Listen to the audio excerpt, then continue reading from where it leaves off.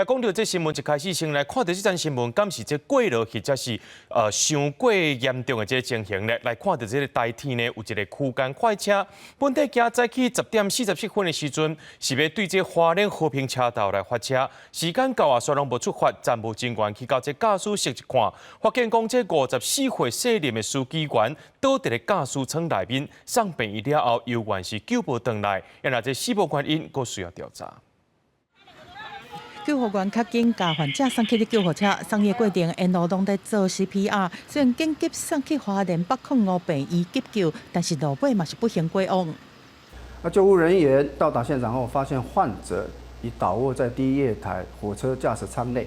现场也有人员实施 CPR。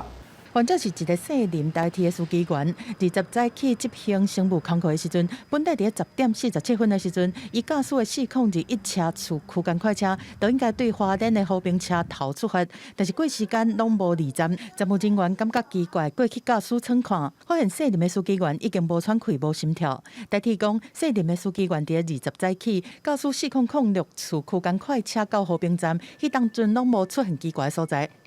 如果超时会被劳检啊，所以我们这个乘务工作的工作班我们控管很严，不会有超时的问题。乘务班表示用轮的啦哈，原则上他们的平均工时哈不会超过6小时40分。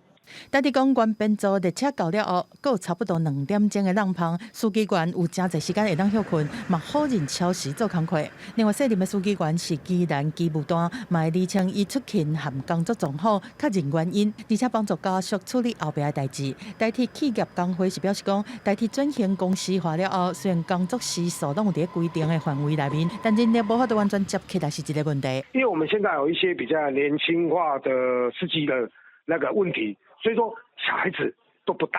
然后可能在暑假当中里面的请假需求会比较高。我们在整个工时上面是还好，只是说符合给他们来要求他们休假的请假的方式里面，这个问题点还在。吴中地讲，这个司机员的死因还要厘清，但是台铁才拄转型公司化，体制面含人力的断层要安怎解决，对台铁来讲，阁有真侪需要拍拼的空间。记者综合报道。